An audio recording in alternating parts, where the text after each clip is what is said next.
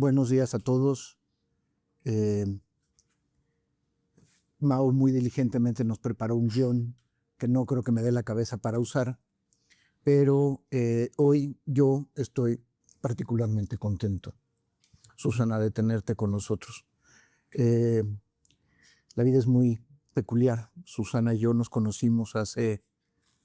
30. No lo puedo decir. Mejor no lo dices. Mejor no, ya, porque vamos a parecer más viejos de los que ya somos. Exactamente. Pero hace muchos años, cuando estábamos en la escuela, en unas circunstancias muy distintas a las que estamos compartiendo hoy. Totalmente. ¿No?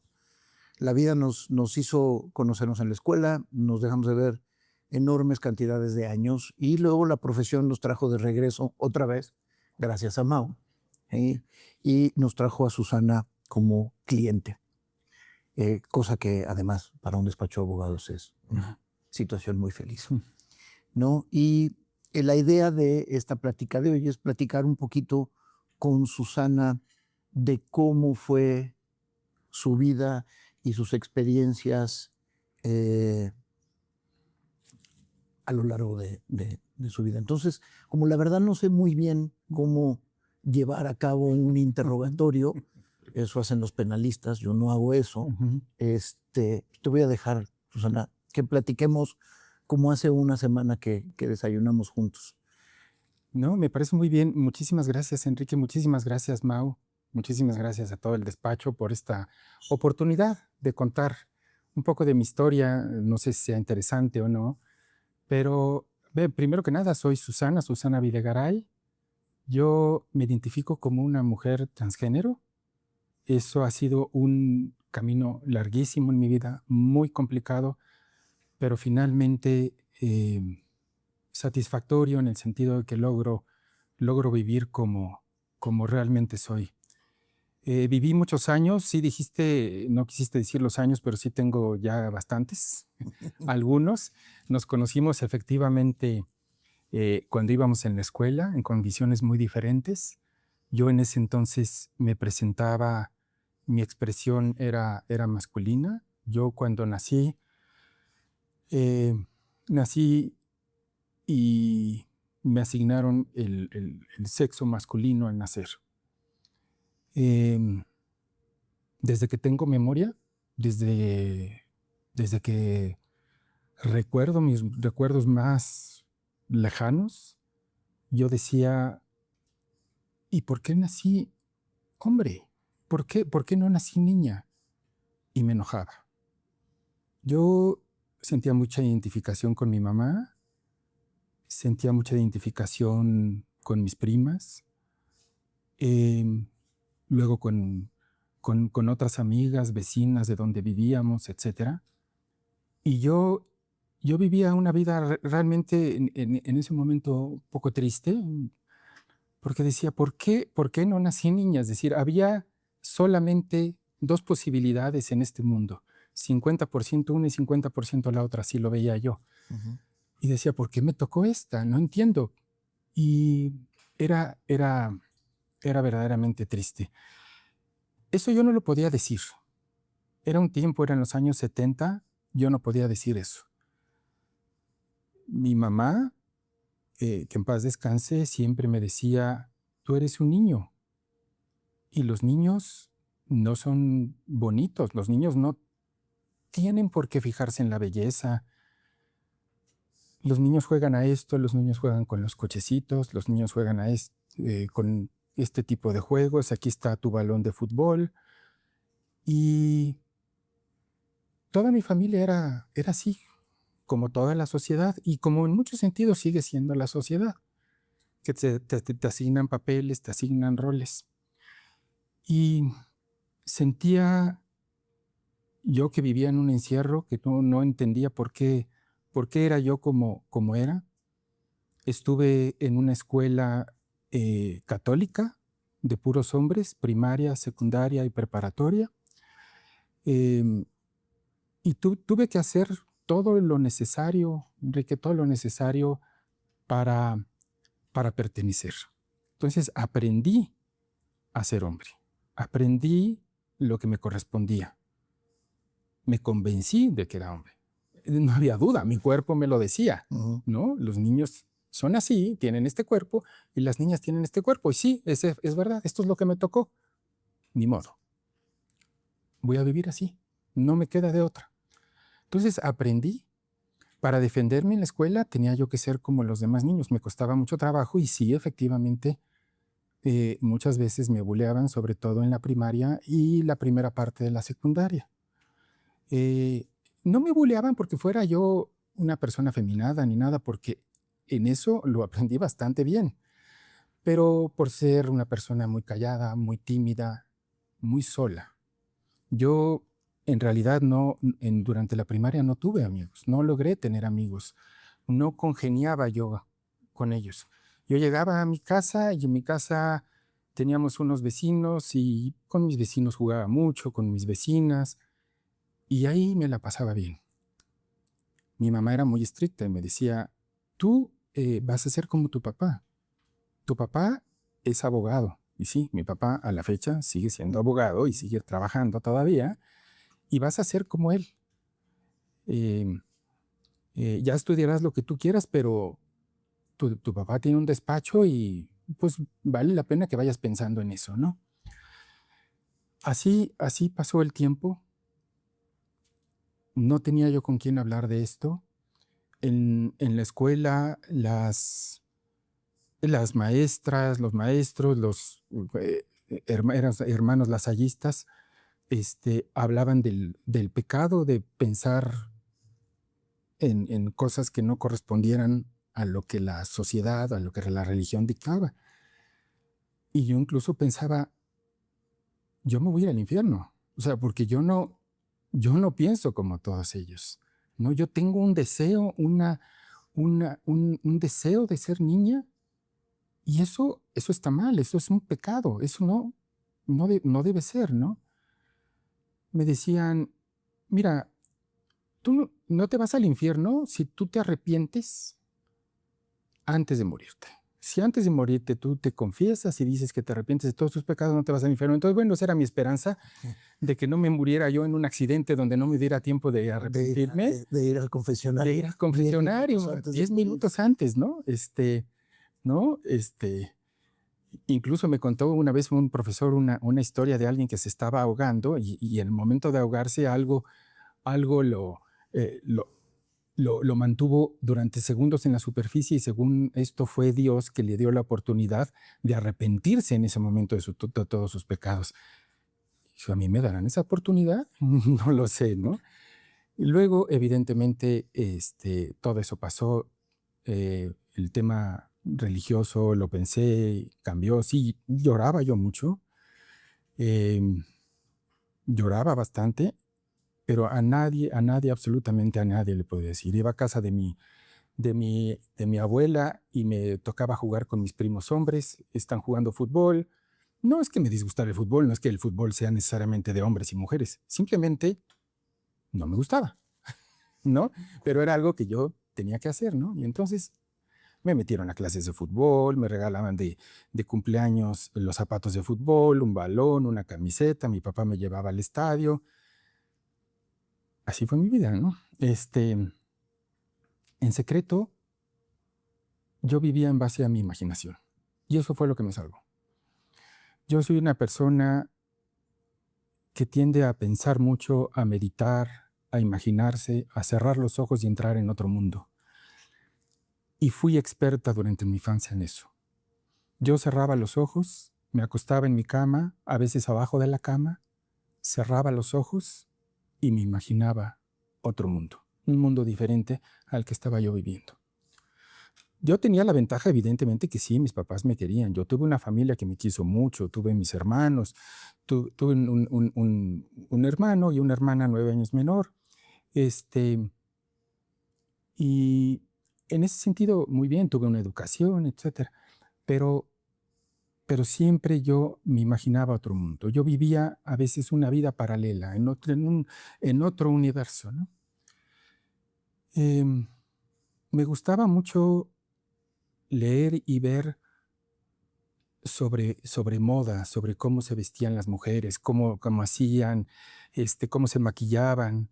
Eh, digamos, no sé, a partir de los 12 años, más o menos, me acuerdo de eso. Y revisaba yo las revistas que compraba mi mamá. Mi mamá no compraba tanta, pero íbamos luego a casa de una tía hermana de mi mamá y sí compraba mucho la revista Hola y algunas revistas de moda y todo. Entonces, mientras todos estaban comiendo en el comedor o en la sala, yo me subía al cuarto de televisión donde tenían todas las revistas y me pasaba a hojearlas con un miedo tremendo a que me descubrieran, como si estuviera viendo la revista más prohibida del mundo, una revista pornográfica terrible. Con ese miedo la veía y me encantaba. Yo en ese entonces, ya eran los años 80, yo me sabía muy bien todos los vestidos de la princesa Diana, todos me lo sabía todo perfecto. A nadie le decía, a nadie le decía. No había internet, Enrique, no había forma de hablar con nadie. Las formas más duras que encontré, o digamos, las únicas alternativas que yo veía, porque pensaba que nadie era como yo. O sea, todo mundo era, entre comillas, normal. Los niños, niños, los hombres, hombres, las niñas, las mujeres, todo el mundo pensaba exactamente igual. Pero de repente en los 80s había reportajes muy amarillistas sobre trabajadoras sexuales que les decían trabajadoras sexuales hombres y luego las entrevistaban, ¿no? Muy amarillistas, con comentarios terribles. Pero decía, bueno, pero por lo menos hay gente que en algún momento pensó igual que yo, piensa igual que yo, ¿no? Entonces, algo muy difícil que también em, me cuesta mucho trabajo a veces procesarlo y recordarlo es, em, iba yo a donde estaban estas personas ya quizás de 16, de 17 años, me iba yo y me paraba ahí en una de estas esquinas donde estaban las trabajadoras sexuales y lo único que hacía era, mira, no vengo a pedir ningún servicio, simplemente quiero platicar porque creo que yo soy como tú. A veces me trataban mal y me decían, a ver, niño, estoy trabajando, por favor, vete de aquí, ¿no? Y otras veces me contestaron bien. Y otras veces me contestaron muy bonito. Em, había una revista que se llamaba Tiempo Libre. En Tiempo Libre, que es una revista, para los que no sepan, que te hablaba de lo que había en la ciudad, de espectáculos, de teatros, de cine, artículos culturales, etcétera. Pero al final había una sección de clasificados donde, entre otras cosas, había una sección de oferta de masajes.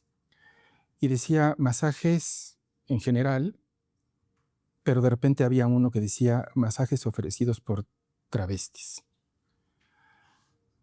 Y yo decía, a ver, pues voy a hablar por teléfono para platicar con esta persona. Es que era con las únicas personas con las que podía hablar. Ujú. Y entonces hablaba por teléfono, desde un teléfono público para que nadie me escuchara. Todo era con un miedo brutal, ¿no? Y a veces me contestaban bien y a veces no. A veces me decían, a ver, ¿pero qué quieres? Que, a ver, ¿me vas a contratar o no me vas a contratar? No, la verdad no. Pero es que yo soy más o menos como tú y bueno, ya sé a mí qué me importa, me decía algunas veces. Pero otras veces debo reconocer que me contestaron muy bonito, ¿no? Y ahí fueron un poquito rayitos de esperanza, ¿no? De decir, sí hay gente como yo, ¿no? ¿No? Y yo creo que hoy en día estas personas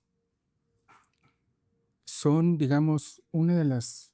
O sea, yo personalmente tengo un reconocimiento y agradecimiento porque son las personas que de alguna forma, entre otras, empezaron a dar visibilidad a temas de identidad de género.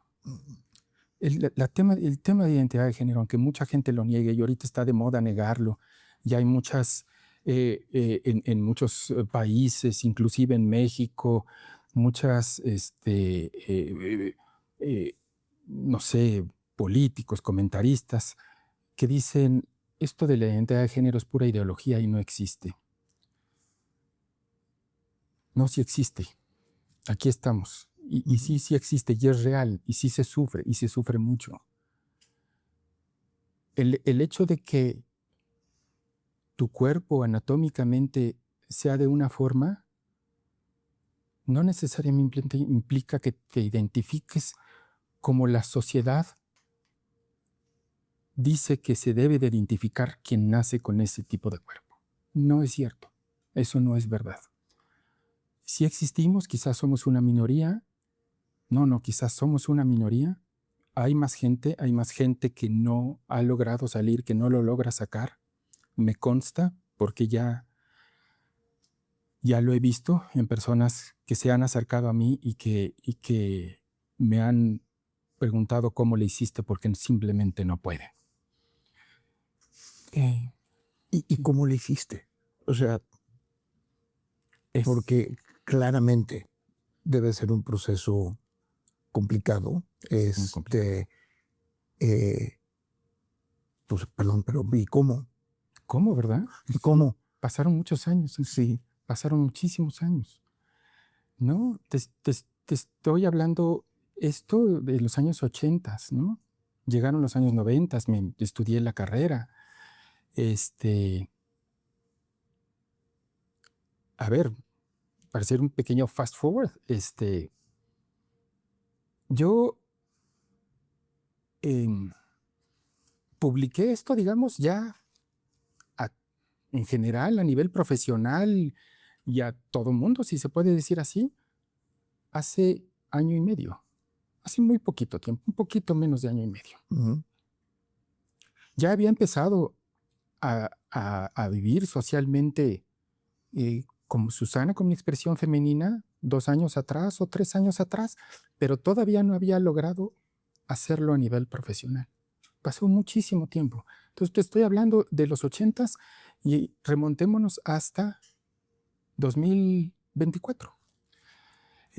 A ver, llega el Internet, por ahí de 94, 95, más o menos, y el Internet para mí fue una salvación en muchos sentidos, porque se abrió una ventana al mundo, Uh-huh. una ventana completa. Entonces empiezo a ver que efectivamente hay más gente como yo.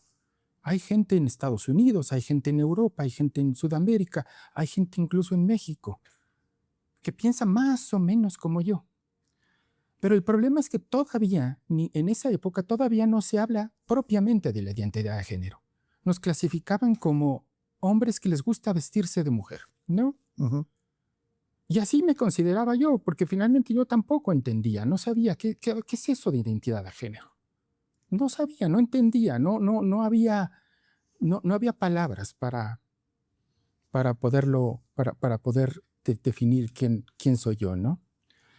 Entonces, poco a poco lo voy viendo en internet. Como te dije, aprendí a ser hombre, hice todo lo que se requería, estudié mi carrera, estudié una maestría en Estados Unidos, entré a trabajar al Banco de México, luego trabajé en un despacho de abogados. Me enamoré de una mujer que tú conoces además. Sí. Tuve hijos. Mis hijos hoy en día tienen un hijo de 20 años y una hija de 17 años. Viví una vida muy, muy feliz con mi matrimonio, porque me enamoré y porque me encantó, porque fue algo magnífico, maravilloso tener a mis hijos.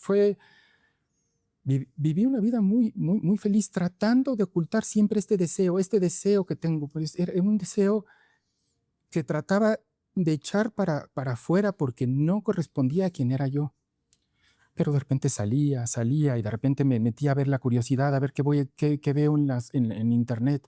Luego llegan las redes sociales y empiezas a ver más cosas. Yo me reprimía mucho en mi matrimonio en muchas cosas, en mi matrimonio y en mi vida en general. Trataba, por ejemplo, de evitar cualquier palabra que pudiera sonar como femenina, ¿no? Entonces no usaba ni siquiera la palabra bonito, precioso, hermoso, ¿no? Siempre decía qué padre o otras palabras, ¿no? Este, no usaba, nunca le decía a mi esposa qué bonito vestido, sino qué guapa te ves. Pero no, pues decir vestido ya es como yo ya sé de eso, entonces me delato. Este, entonces evitaba yo mucho este tipo de cosas y vivía yo muy reprimida, ¿no? La vida en el matrimonio nos fue llevando poco a poco y fui perdiendo miedo, fui perdiendo miedo. Y entonces empecé un poquito, y gracias a ella también a abrirme un poco más, también a empezar a conocer que había más gente, que ya se empezaba a hablar también de la identidad de género. Yo negaba por todos lados que yo fuera una persona transgénero. Eso sí decía, no, esto es imposible. A mí no, no, yo, eso no soy, ¿no? Y, y un día, en un viaje que fuimos mi esposa y yo, pues de repente estaba ya de compras y me empecé a liberar y le dije, mira, esto te queda bien, esto te queda bien. Y le empezó, y le gustó que le ayudara. Y yo me empecé a abrir un poquito. Y empezamos a vivir una etapa muy bonita en matrimonio porque, bueno, por lo menos así lo veo yo, ya ella en algún momento contará su historia, pero que fue muy dura, por cierto. Y empezamos a vivir una etapa bonita donde compartíamos muchas cosas, donde yo me abría mucho más, donde también ella se abría en muchos sentidos. Pero llegó el punto, varios años después, en el año 2015, en donde incluso ella me dijo, ya me está sonando muy raro esto, ¿no? Porque yo ya empezaba a decirle, mira, ya vi en internet, mira, en Instagram está esta influencer maravillosa, fíjate nada más, qué vestido más bonito, te quedaría muy bien. Y entonces así le empecé, y le gustaba muchas veces, ya, hasta que me dijo, oye, ya está muy raro, ¿no te gustaría a ti ponerte esto? Y le dije, sí, yo creo que sí, yo creo que sí. Entonces me dijo y acordamos, tengo que ir a una terapia. Y llegué a una terapia en el 2015 con una terapeuta con la que actualmente sigo viendo. Ujú. Y llegué y me senté en el consultorio y le dije, tengo este problema. Soy muy feliz en mi matrimonio, tengo 2 hijos, pero tengo este problema desde chiquita, o sea, desde chiquito, así decía, me está pasando esto. Y no sé qué me pasa porque tengo ese deseo de ser mujer, tengo ese deseo de ponerme esta ropa, tengo este deseo de hacer estas cosas y eso no corresponde. Pasaron varias sesiones de terapia, pasaron unos 6 meses hasta que con todo el dolor del mundo y fue una sesión muy compleja, logré aceptarlo y le dije ahí enfrente de mi terapeuta, me identifico como una mujer transgénero. En ese momento fui y le dije a mi esposa, ese mismo día, y le dije, pasó esto. Me asintió como que ya lo sospechaba, ya sabía, Ujú. pero le dije yo, no te preocupes, ya me quité un peso de encima, ya sé de dónde viene todo esto, yo no voy a hacer nada. Yo no voy a hacer nada, ya. O sea, vamos a vivir como si esto no existiera. Eso no se puede. No. Es imposible. Pero, a ver, ¿cómo voy a cambiar yo? Tengo 2 hijos, no 2 hijos maravillosos. Tengo a mi esposa. Tengo una carrera y además de abogada. O sea, se me ocurrió escoger la carrera más complicada para hacer esto. Sí. Sí, ¿no? Yo creo que es la más complicada, no sé, cualquier otra carrera. Quizá hubiera sido más fácil. Bueno, nunca es fácil. Pero sí, los abogados lo tienden a ser, no sé si conservadores, pero por lo menos muy tradicionales, muy propios, etcétera. Entonces no voy a hacer nada, entonces seguimos así hasta que empecé a caer en una depresión muy fuerte, muy fuerte. Y mi terapeuta me dijo, tienes que ir con una psiquiatra.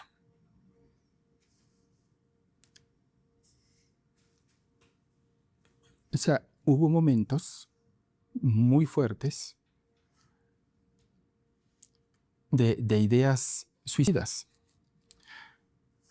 No en esa época, toda la vida, toda la vida. Afortunadamente nunca llegué a intentarlo. Pero llegar a ese momento en donde dices ya no vale la pena vivir, mejor me quedo con mi imaginación esta que tengo en otro mundo, en otro universo, porque ya aquí no vale la pena, es algo muy fuerte. Llegué con una psiquiatra y me ayudó muchísimo. Esta psiquiatra me diagnosticó una cosa que ahora ya, no sé si le sigan llamando así distimia, pero es un trastorno depresivo menor, permanente, menor porque te permite ser funcional. Fui funcional, estudié carrera, estudié maestría, trabajé, formé una familia, hice un patrimonio, etc. Fui funcional, Sí. pero siempre con esta depresión permanente, constante. Me dijo, esto lo tienes desde chiquita. Todo lo que me cuentas de tu vida, de tu infancia, porque yo muchas veces también le dije, y quizás tengo el trastorno ¿cómo se llama? De que te distraes mucho, ya se me fue el nombre. Déficit de atención. Déficit de atención, ¿no? Me dijo, no tienes eso. Cuando éramos chicos eso se llamaba niño inquieto. Niño inquieto. Correcto. O niño flojo. Ajá, también. Niño flojo. Eso Porque me regañaban, porque sí sacaba malas calificaciones, porque sí. no me concentraba, porque, o sea, casi me corren de la escuela en cuarto de primaria, pero no por relajenta, ¿no? Al contrario, si yo era muy tranquila, por malas calificaciones, porque yo efectivamente no ponía atención. Entonces, sobre todo en clases, por ejemplo, de matemáticas, que siempre mi mamá dijo, tú nunca estudies nada de matemáticas, evidentemente estudié Derecho. Y porque era yo malísima en matemáticas, porque yo ponía la fórmula o la forma de hacer la operación en el pizarrón y yo me distraía, estaba yo en mi mundo pensando en otras cosas y no había ni Google ni nada que me ayudara a resolver cómo rayos voy a entrarle al examen, porque no tengo ni la más remota idea. Llegaba al examen y sacaba 0, ¿no? Entonces, era una vida bien complicada, o sea, sí era bastante complicada, ¿no? Bueno, en fin. Entro en esa depresión, voy con mi psiquiatra, mi esposa me ayuda mucho, me apoya, pero entramos en un tema de codependencia horrible, en donde ella me trataba de ayudar y yo estaba como víctima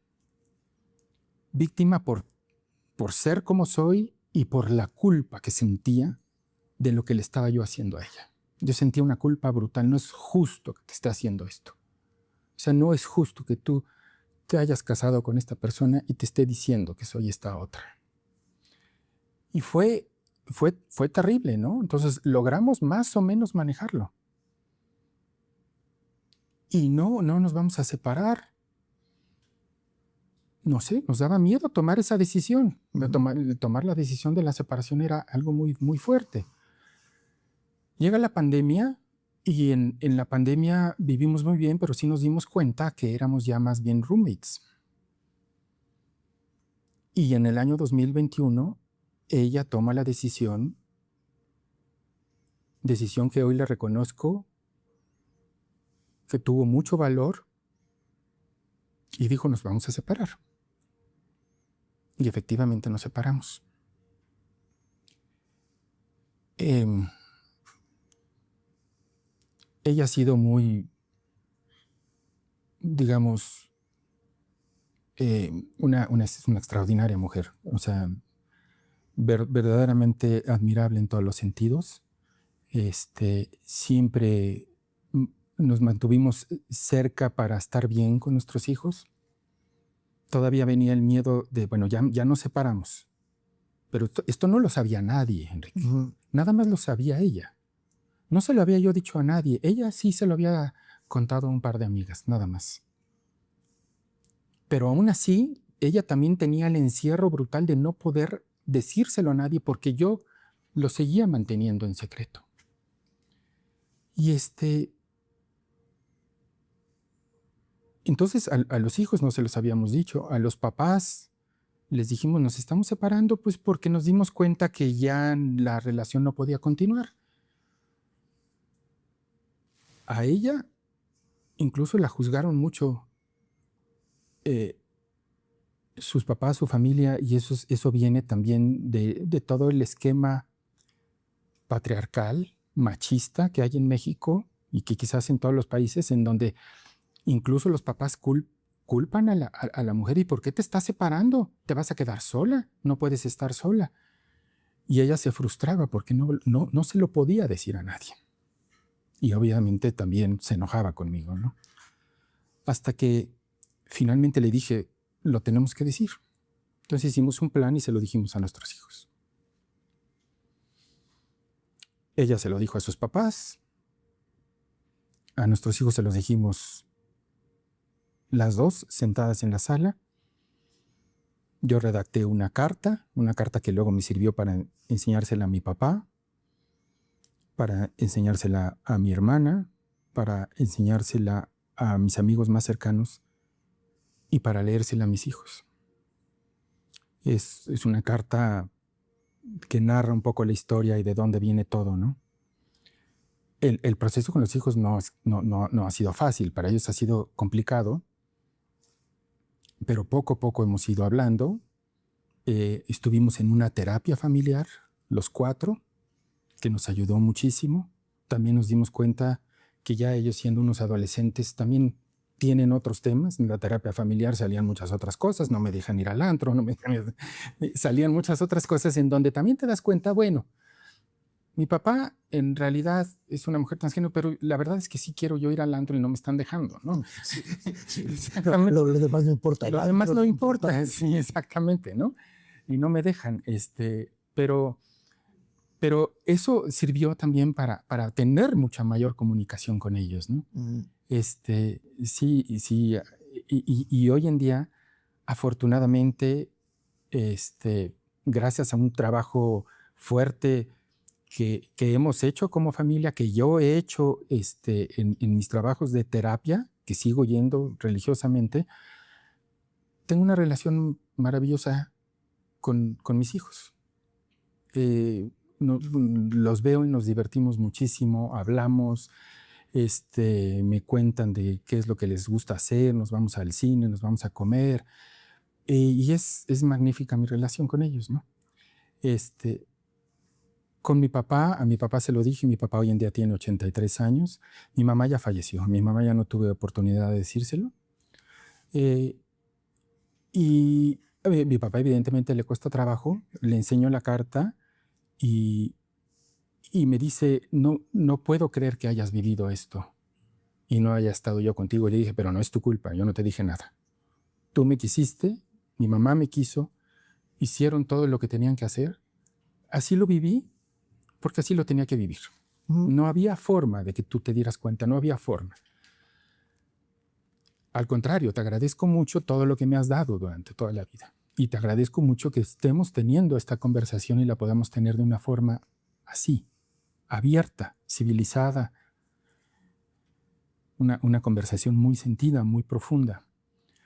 Le enseñé algunos libros sobre temas de identidad de género, le enseñé algunos videos e incluso me dijo, estoy entendiendo un mundo que para mí no existía.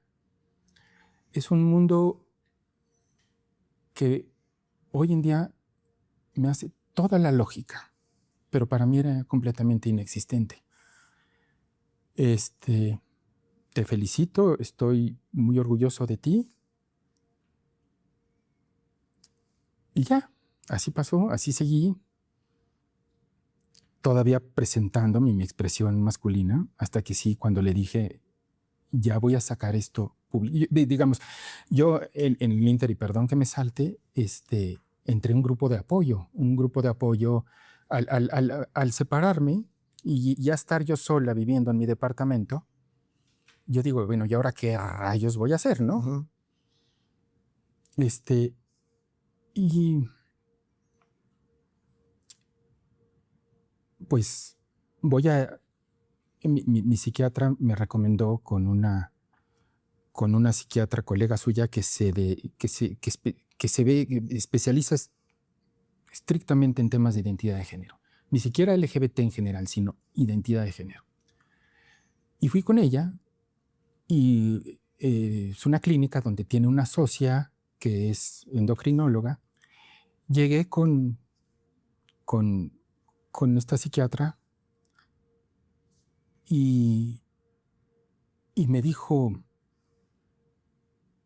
primero me preguntó cómo te llamas, pero el nombre de Susana lo escogí mucho antes.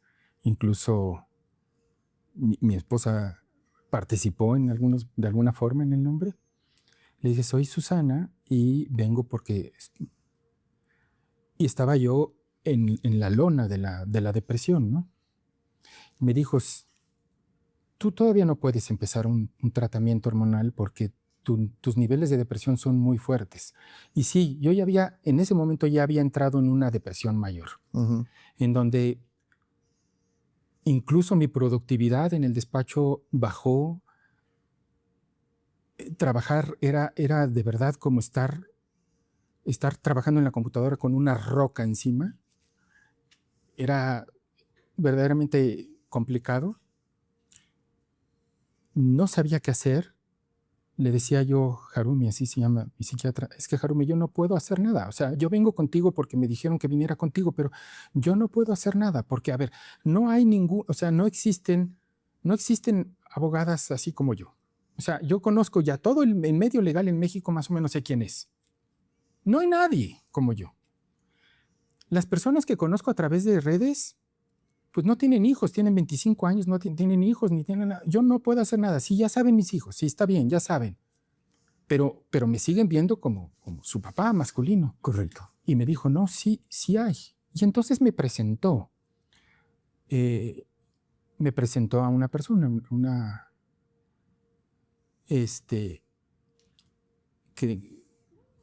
que a su vez tiene una amiga que tiene hijos y demás. Y así empecé a conocer gente. Y esa persona me llevó, me dijo, vente a la marcha del Pride en el 2022.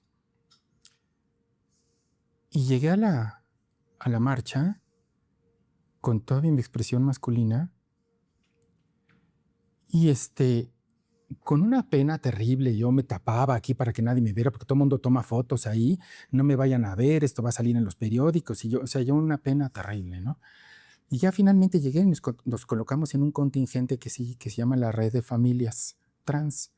Y ahí lo que veo es una serie de mamás y papás apoyando a sus hijas, hijos, adolescentes y quizás hasta más chicos que tienen temas de identidad de género. Y yo dije, no puede ser, o sea, no puede ser que esto exista, que esté yo viendo esto a estas personas, ¿no?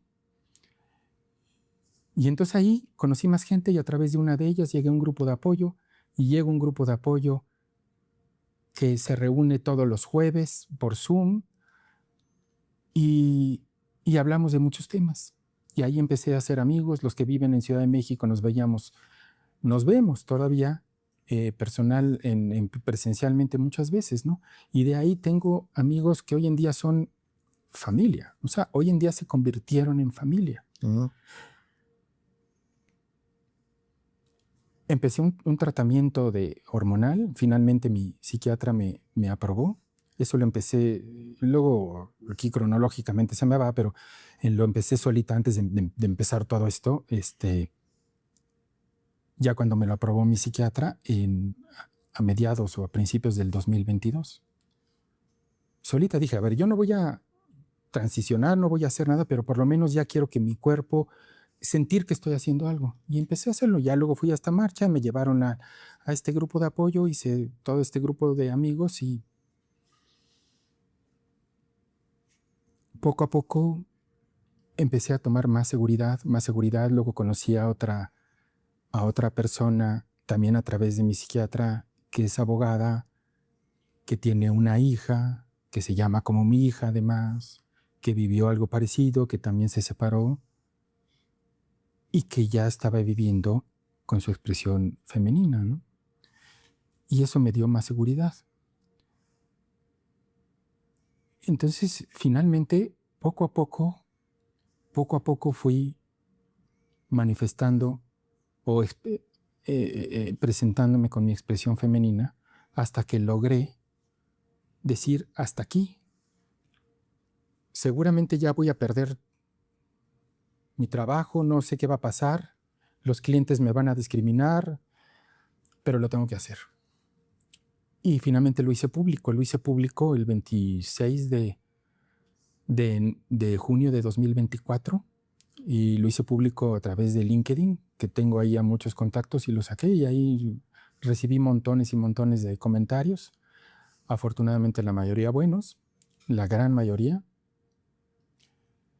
Yo seguía con mis socios, hablar con mis socios fue muy complicado y por alguna razón, no sé, mágica, qué sé yo, no lo sé, se presentó la oportunidad de entrar a trabajar a Lilly, una empresa farmacéutica muy inclusiva. Y trabajar ahí me ha dado una seguridad brutal. Es una empresa que no te cuestiona y que hace lo que tiene que hacer. Tratar a todas las personas como iguales. ¿Por qué? Porque somos iguales a todos los demás. O sea, tenemos una identidad de género, pero tenemos metas, tenemos defectos, tenemos cualidades, tenemos gustos. Queremos a nuestra familia, queremos a nuestros hijos, podemos ser abogados, ingenieros, arquitectos, carpinteros, qué sé yo, cualquier cosa, como cualquier otra persona. Y así es como me siento en donde trabajo ahora. Y eso ha sido maravilloso. ¿Qué me ha dado todo esto? O sea, transicionar y lograr todo esto, ¿lo hago para ser feliz? ¿Me han preguntado? No, no es para ser feliz, es para encontrar cierta paz.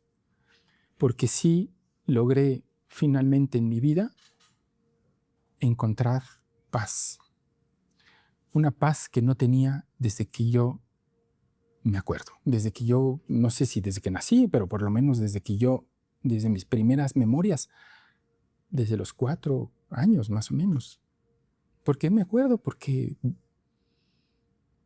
vivíamos en un departamento del cual nos mudamos cuando yo tenía 4 años y yo tengo imágenes en ese departamento en donde yo decía, ¿por qué no soy niña? Desde entonces. Y encontrar paz es algo maravilloso. Es algo maravilloso. Felicidad, pues no, esa... No, eso no existe, ¿no? O no sé, va y viene, ¿no? Sí. Así es. Fui feliz también, ¿no? O sea, cuando nacieron mis hijos, cuando me casé, fui feliz. Sí, fui feliz. Pero no vivía en paz. Y eso así es. Ya me tardé mucho, perdón, en hablar de todo esto. Pero esa es un poco la historia. No sé si ya los aburrí, pero... A mí no. No, no. Desde que platicamos la semana antepasada en el desayuno, para mí ha sido profundamente enriquecedor ese desayuno y esta plática.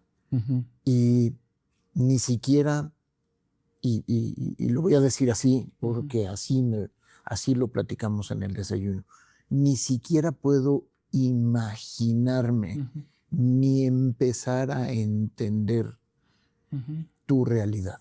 ¿No? Como dijiste en el desayuno, tu papá tiene 87 años, yo no tengo 87 años. 83. 83, 54, más o menos igual que tú. Sí. Pero vivimos en un mundo distinto, un mundo en el que todas estas cosas no es que no existieran, es que no las podíamos ver. No había forma ni de verlas ni entenderlas. No había forma de verlas. Hoy me acuerdo cuando con el desayuno dijiste, la parte de la historia de tu papá, de que uno, pues sí, uno se siente querido por sus papás y demás, y que uno no le puede pedir al mundo que cambie como nosotros queremos que cambie. Pero eso es al mundo de los que tienen 80 años. Nosotros no tenemos 80 años. Y nosotros tenemos que intentar hacer un mundo un poquito mejor para los que vienen. Para los que vienen. Y que las cosas difíciles de la vida que a todos nos van a tocar, o sea, a ti tocaron las tuyas, a mí las mías, al resto de la humanidad les van a tocar las suyas. Pero las organizaciones en las que estamos, tenemos que intentar hacer, como la empresa en la que trabajas, un espacio más abierto, más amplio, más welcoming, se diría en inglés, se me olvidó cómo se dice en español. ¿Sí? ¿Y cómo hacemos eso? Porque evidentemente escucharte, escuchar tu historia nos va a generar una abertura de mente, ¿no? Por lo menos no entender, pero a ver que hay unas realidades distintas. Pero ¿cómo traducimos eso en un mundo práctico? ¿Cómo construimos algo que mejore, pues? Claro. A ver, primero que nada con información. Lo que hay es falta de información. Y desafortunadamente, tristemente, la información que muchas veces se difunde es negativa. Entonces, tenemos que revertir eso, ¿no? A mí me ayudó, como lo decía hace un rato en mi conversación, me ayudó mucho las personas que empezaron a ser visibles mucho tiempo atrás. Muchas personas que sufrieron muchísimos abusos, que tuvieron que dedicarse al trabajo sexual o a trabajar en trabajos terribles, que los corrieron de su casa, que las violentaron, las violaron, que las asesinaron, etcétera, pero empezaron a ser visibles, empezaron a mostrarse a este mundo. Y poco a poco se fue informando. Hubo gente que empezó a estudiar esto, que se empezó a hablar de esto, se empezaron a salir más las cosas, empezaron a darse a conocer. La información es fundamental. Para mí, hoy en día, siento que tengo una deuda con... No es propiamente una deuda, más bien es un compromiso con las generaciones que vienen, incluso con las generaciones actuales que tampoco se han atrevido, que no han logrado, ¿no? Y para mí, por ejemplo, la visibilidad, el estar en un foro como esto, contar cosas tan profundamente personales, para mí es muy importante porque ya no se trata de mí, se trata de los que vienen. Se trata de que un niño, una niña que tiene hoy 4 años, 6 años, 7 años, 13 años, 15 años, lo pueda decir. Se lo pueda decir a su mamá, a su papá, que su mamá y su papá puedan ver, mira, también hay una abogada que se dedica a trabajar en temas de farma. O también hay un arquitecta en algún otro lado. Sí, somos personas como cualquier otra. Para mí la visibilidad es importante. Para mí contar mi historia, contar esta historia para mí es muy importante. Es parte de un compromiso que yo tengo, que se lo debo a la gente que vino atrás y se lo debo a las nuevas generaciones que para mí, que vivan lo que yo viví o que vivan incluso situaciones peores donde los corren de su casa, donde los maltratan, etcétera. Para mí eso no debe pasar. No debe existir, no debe haber un niño o una niña que se sienta encerrado por no poder decir quién es, por no poder decir cómo se siente. Entonces, para mí, eso es fundamental. Eso es, digamos, a nivel personal, a nivel empresa, a nivel trabajo, pues es entender que somos personas como cualquier otra, que tenemos defectos y que la podemos regar muchísimo en el trabajo. Sí, que nos podemos enojar, que nos podemos ser personas necias, impacientes y demás, pero que somos como cualquier otra persona y que tenemos derecho a trabajar en las mismas condiciones, con las mismas remuneraciones, con las mismas prestaciones, igual. Eso para mí es fundamental, ver a todas las personas como son, como seres humanos. No como seres humanos femeninos, masculinos, blancos, negros, cafés. con o sin discapacidad, como seres humanos. Para mí eso es muy importante. Para mí entender la diversidad para mí es fundamental. Porque además, y también lo he aprendido, porque yo era una persona diversa. Siempre la fui, pero no viví en un mundo diverso. Yo viví en un mundo bastante heteronormado, es decir, totalmente de personas heterosexuales, cisnormadas, es decir, cisgénero, personas que se identifican con el sexo que les asignaron al nacer. Todos, yo viví en medio de todo eso. Además, en una familia muy conservadora, familia muy religiosa, familia muy exigente en formas de ser, en el deber ser, etc. Yo no viví ese mundo diverso. Poco a poco voy conociendo yo también la diversidad. Y digo, yo no soy la única persona diversa y empiezo a aprender de mucha gente y me empiezan a enseñar. Porque también dentro de este grupo de apoyo lo que tenemos en común es la identidad de género. Pero hay personas, porque es un grupo para mayores de edad, pero desde los 18 años hasta personas de 60 y... Sí, había una persona de 65 que ya falleció tristemente, era la persona mayor que estaba ahí. Y edades completamente diferentes, orígenes sociales, económicos completamente diferentes, con gustos muy diferentes. Pero la identificación en el tema de identidad de género es tan fuerte que nos hace integrarnos de una forma tan profunda que los llegas a querer como familia incluso, pero además aprendes.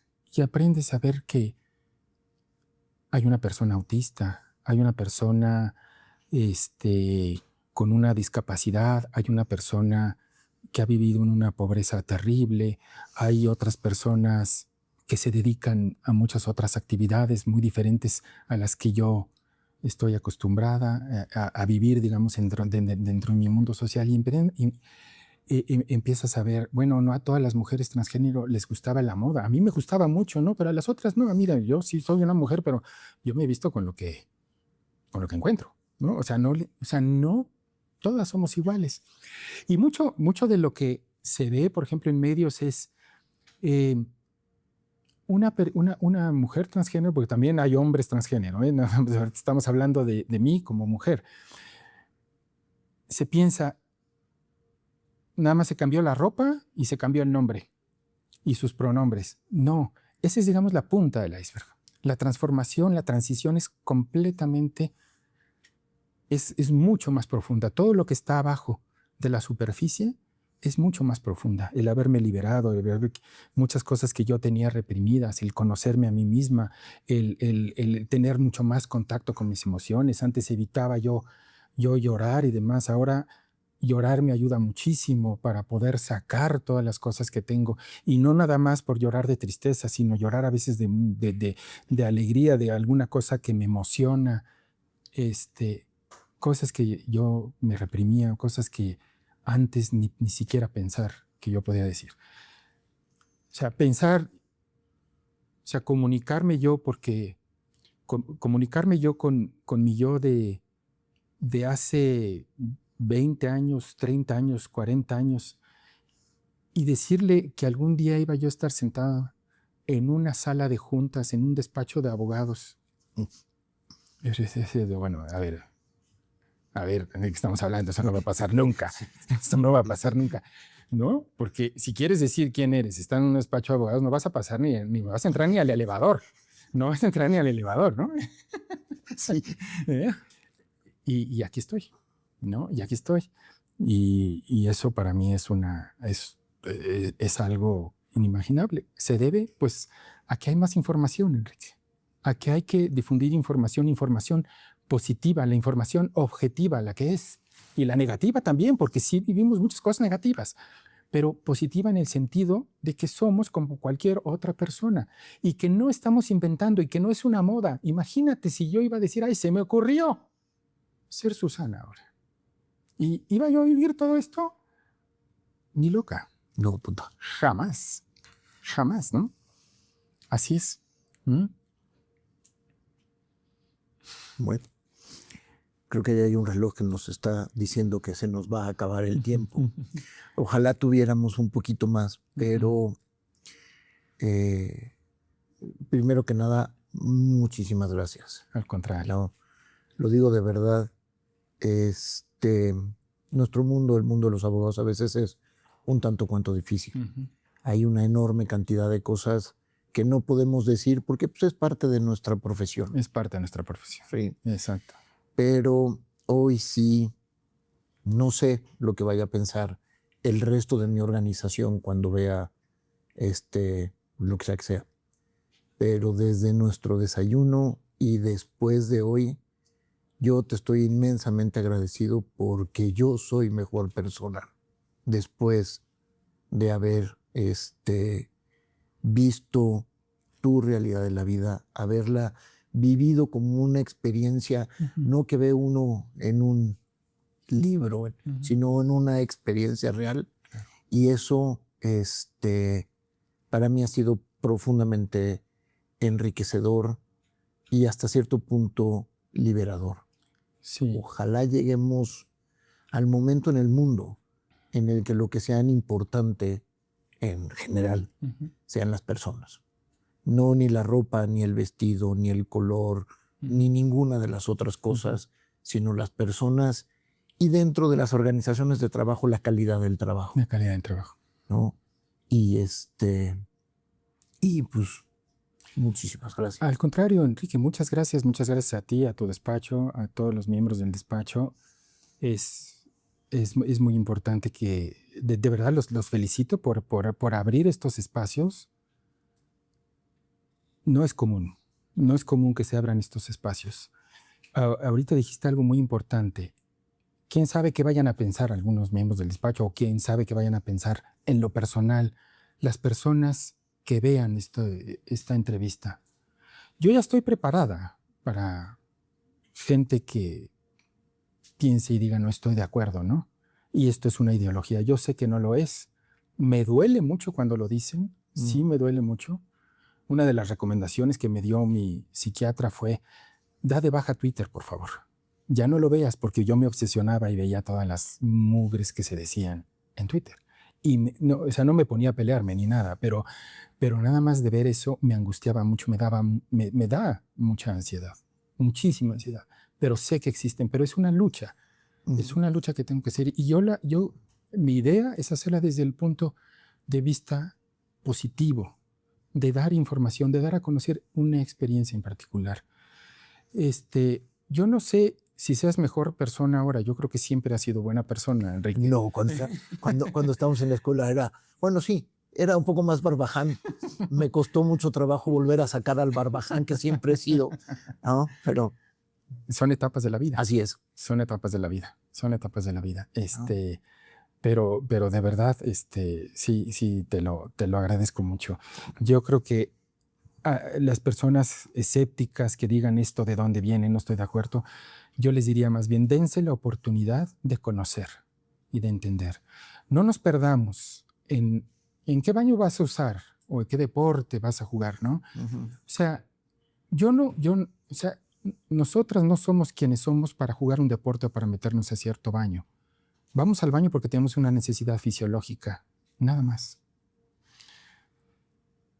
Que se discuta de forma seria, que se debata de forma seria, pero siempre tomando en cuenta la humanidad, el factor humano de la persona de la que estás hablando.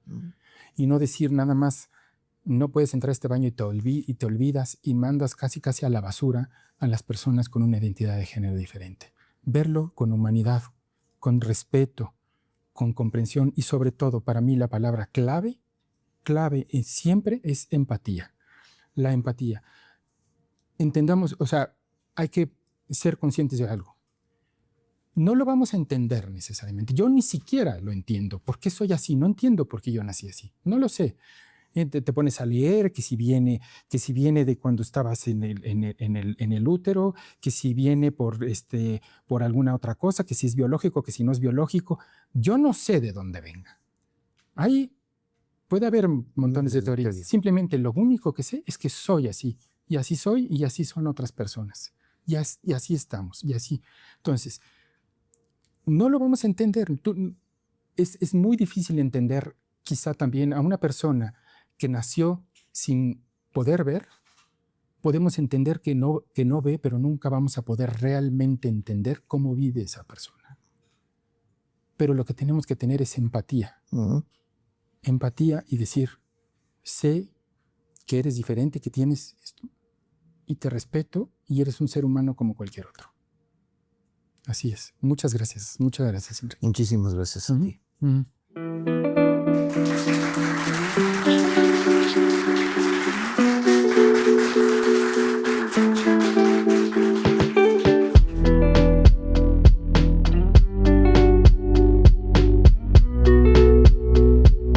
Para saber más sobre los estrenos de cada episodio, revisa nuestro perfil, anótate y te haremos llegar todas las novedades. Dion Blas Podcast es una iniciativa de CMS en América Latina.